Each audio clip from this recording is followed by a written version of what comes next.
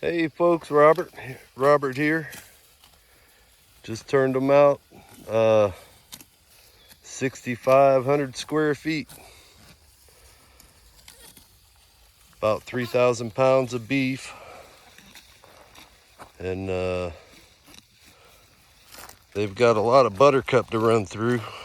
And I just moved them out of a section about twice that big, but it was a 2-day move.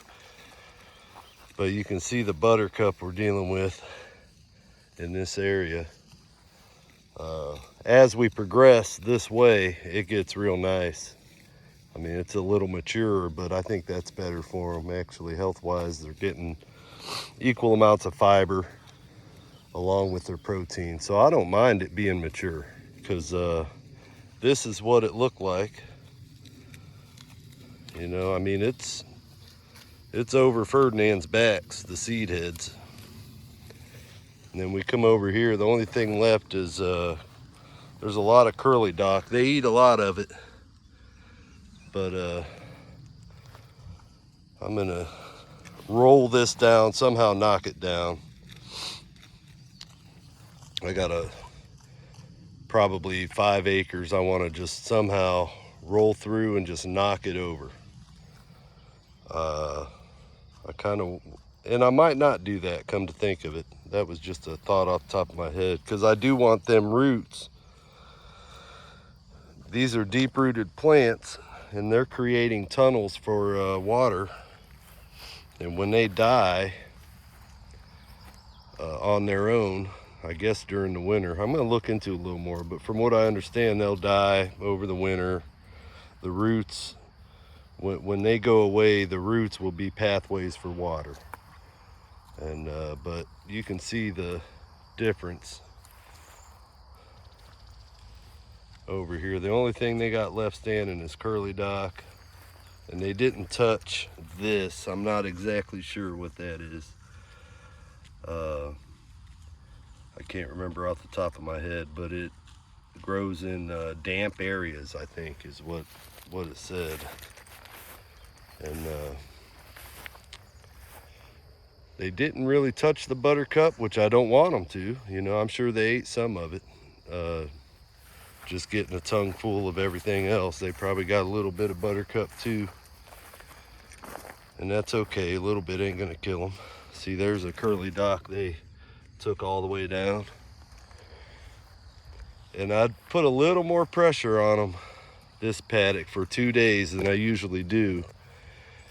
And this next one is a little more pressure than they're used to as well.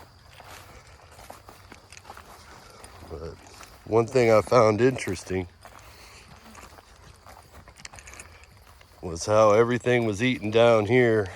This is where they used to feed the hay, so it's manure that's like probably, I don't know, 5, 6, 7 years old, but it grew a nice stand on it. And they ate everything down, but they didn't touch this. And this is let's see if I can remember. It's poisonous. It's a nightshade. Can't remember the exact name, but it is a nightshade. And every bit of that's poisonous, and that's not good. I think that's worse than buttercup. But, so, there you have it. Right around 6,000 square feet, and that'll be 1 day for 3,000 pounds.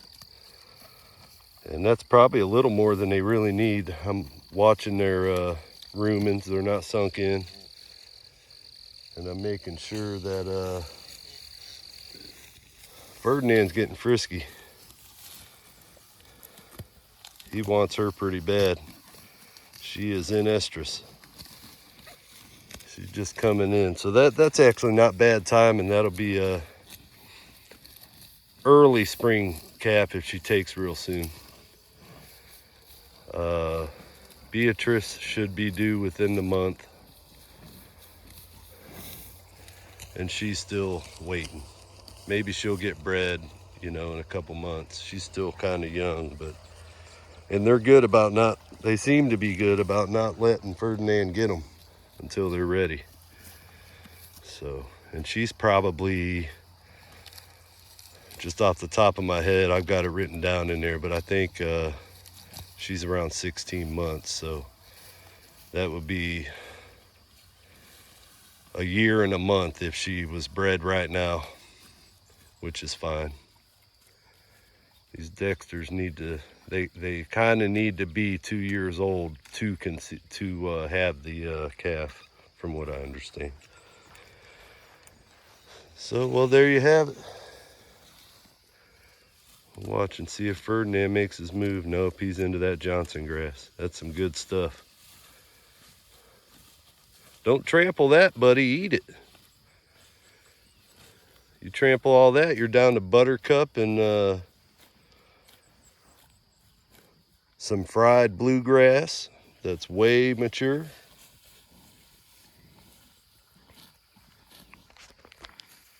Well, there you have it, folks. You have a good one.